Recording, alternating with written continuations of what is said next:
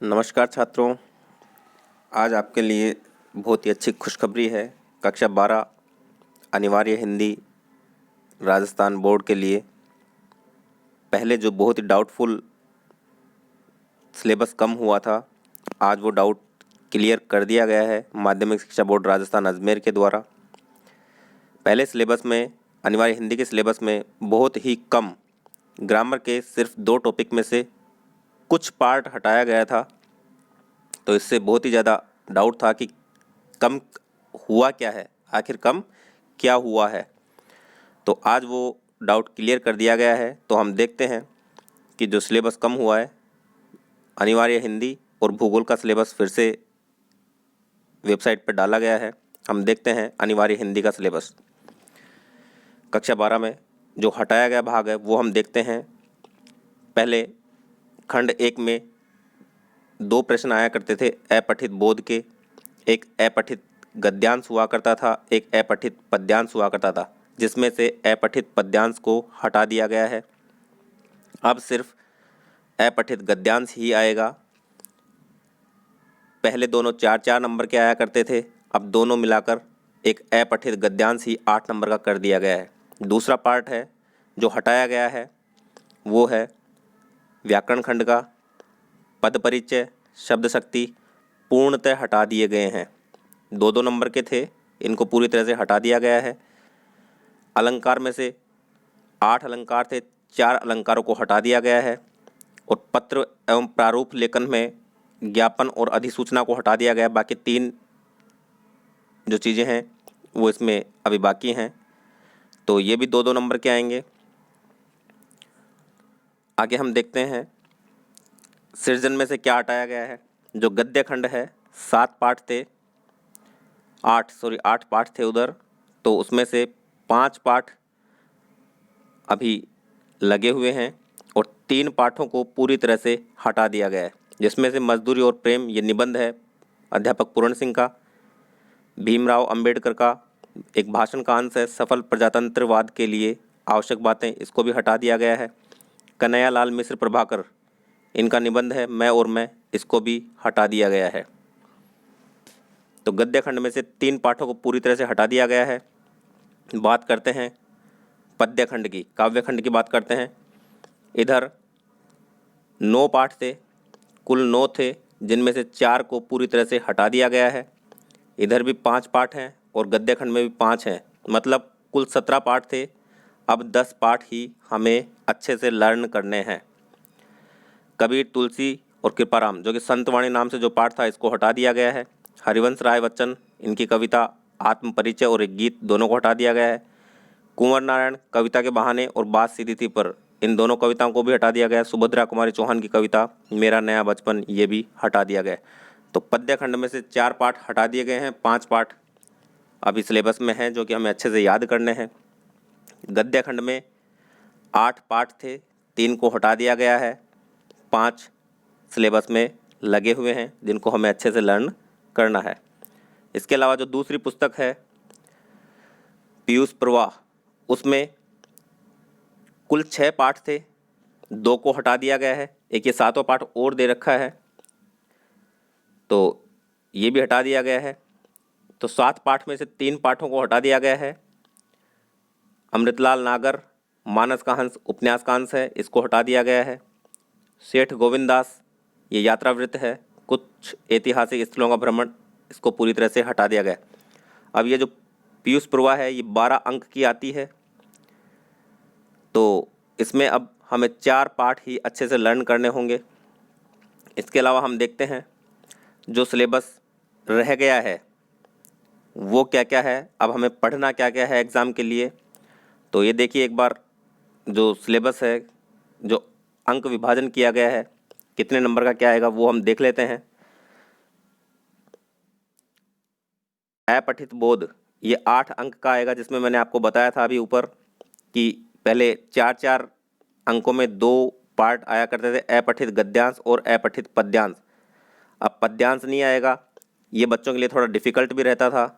अब सिर्फ और सिर्फ गद्यांश ही आएगा जो कि 8 नंबर का हो गया।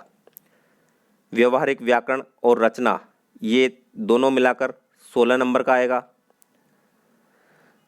पहले जो निबंध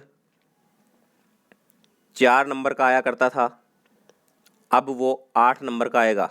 कारण क्या है कि जो व्याकरण में एक तो शब्द शक्ति और एक था पद परिचय, ये दोनों 2-2 नंबर के हुआ करते थे। इन 2-2 नंबर को हटाकर किस में शामिल कर दिया गया है? निबंध में। इसलिए पहले 4 नंबर का था, अब ये 8 नंबर का आएगा। भाषा व्याकरण से 2 नंबर का क्वेश्चन आएंगे। अलंकार 8 से 4 कर दिए गए, यहाँ से भी 2 नंबर का प्रश्न आएगा, इजी हो गया याद करना। पारिभाषिक शब्दावली ज्यों की त्यों है, 2 नंबर का प्रश्न आएंगे। पत्र और प्रारूप लेखन, यहाँ पे 5 विधाएं थी, 2 हटा दी गई हैं, 3 बाकी हैं। एक तो अर्धशासकीय पत्र हमें देखना होगा, एक निविदा कैसे लिखते हैं, एक विज्ञप्ति कैसे लिखते हैं, इन 3 को ही याद करना होगा और 2 नंबर का प्रश्न आएगा।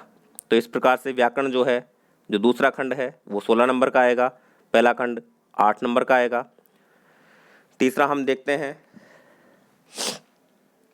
जो सृजन पुस्तक है उसको 2 भागों में बांटा गया है, गद्य और पद्य।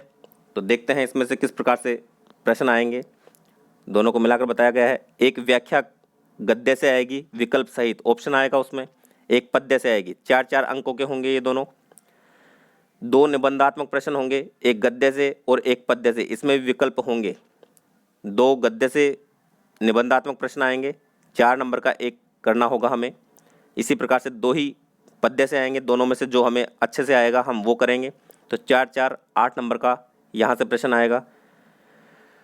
4 लघुत्रात्मक प्रश्न होंगे, 2 गद्य से और 2 पद्य से, चारों करने होंगे, इसमें विकल्प नहीं है।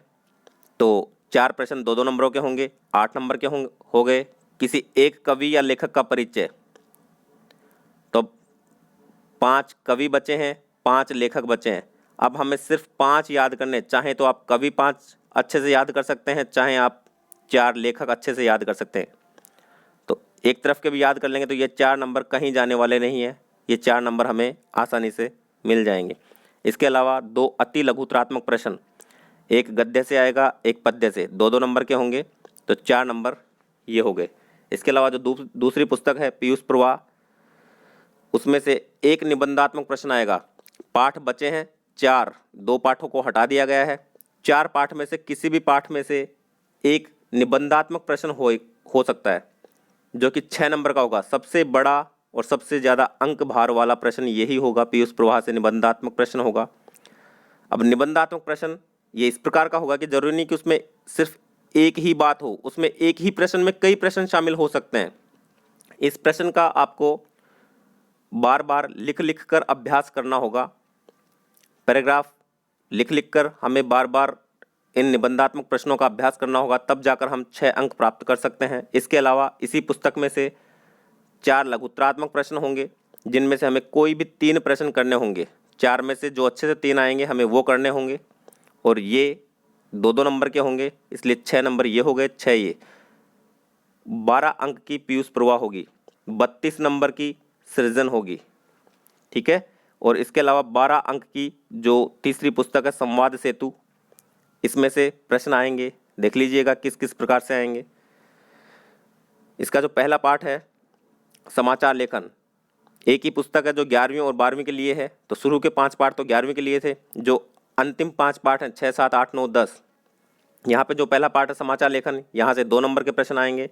दूसरा पाठ है विविध प्रकार के लेखन, फीचर संपादकीय, संपादक के नाम, पत्र, प्रतिक्रिया लेखन, यहाँ से भी एक प्रश्न आएगा 2 नंबर का। तीसरा पाठ है साक्षात्कार लेने की कला, यहाँ से एक प्रश्न आएगा 2 नंबर का। और विविध क्षेत्रों में पत्रकारिता, यहाँ से एक प्रश्न आएगा 3 अंक का। मतलब ये चौथा और 5वां पार्ट, ये 3-3 नंबर के प्रश्न देने वाला प्रश्न है, पार्ट है। तो इनको हमें थोड़ा ज़्यादा अच्छे से देखना होगा, जो ज़्यादा अंक भार के हैं हमें उनकी तरफ ज़्यादा ध्यान देना होगा, अच्छे से उनका अभ्यास करना होगा, ताकि हम पूरे मार्क्स प्राप्त कर सकें। अब जो सिलेबस है वो आप देख सकते हैं। सृजन में जो गद्य खंड है, उधर आचार्य रामचंद्र शुक्ल का जो भय निबंध है वो पाठ हमें अच्छे से पढ़ना है। जैनेन्द्र का बाजार दर्शन निबंध पढ़ना होगा। धर्मवीर भारती का ठेले पर हिमालय, ये निबंध पढ़ना होगा। 3 तो निबंध हो गए। उपेंद्र नाथ अश्क की जो तौलिए एकांकी है, ये हमें अच्छे से याद करनी होगी। जयशंकर प्रसाद की ममता कहानी है, ये हमें अच्छे से याद करनी होगी।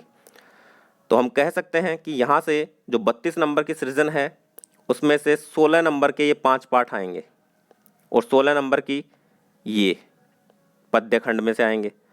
पद्य खंड में जो संतवाणी है उसको हटा दिया गया है। सूरदास के भ्रमर गीत से चयनित जो पद हैं उन्हें हमें अच्छे से पढ़ना होगा। रहीम के जो दोहे हैं नीति के उन्हें देखना होगा। बिहारी के जो दोहे हैं सतसई से उन्हें देखना होगा। भूषण की जो कविता हैं वीर रस के कवित उन्हें अच्छे से पढ़ना होगा। और इसके अलावा शमशेर बहादुर सिंह की कविता है उषा कविता, उसे हमें अच्छे से पढ़ना होगा। तो इस प्रकार से हम कह सकते हैं कि सिलेबस अब जाकर कम हुआ है। पहले बच्चे भी बहुत ज़्यादा डर रहे थे कि सिलेबस हिंदी में कम क्यों नहीं हुआ, हर सब्जेक्ट में कम हो गया, हिंदी में क्यों नहीं हुआ। तो आज इस सिलेबस को देखकर मैं उम्मीद करता हूं कि बच्चे भी बहुत ज़्यादा खुश हो रहे होंगे। इसके अलावा पीयूष प्रवाह में जो हमें पढ़ना है वो ये 4 पाठ हैं, पहला, दूसरा, तीसरा और छठा। पहला गुलेरी की कहानी है, उसने कहा था। मोहनदास करमचंद गांधी सत्य के प्रयोग आत्मकथा का अंश है, ये पढ़ना होगा। महादेवी वर्मा का रेखा चित्र है गोरा, इसको पढ़ना होगा। और संकलित एक अंश था राजस्थान के गौरव जीवन चरित था, जिसमें महाराजा सूरजमल, गोविंद गुरु और जम्भेश्वर जी महाराज, देवनारायण जी, इनके बारे में जिक्र किया गया था। तो ये 4 पाठ हमें पीयूष प्रवाह में से पढ़ने होंगे, अच्छे से याद करने होंगे। तो उम्मीद करता हूँ आपको आज का वीडियो अच्छा लगा होगा। तो आप मेरे चैनल को सब्सक्राइब करें, लाइक और शेयर करना भी ना भूलें। अगर किसी बात को लेकर आपको डाउट है तो आप कमेंट कर सकते हैं, आपको संतुष्टिजनक जवाब दिया जाएगा। धन्यवाद। जय हिंद, जय भारत।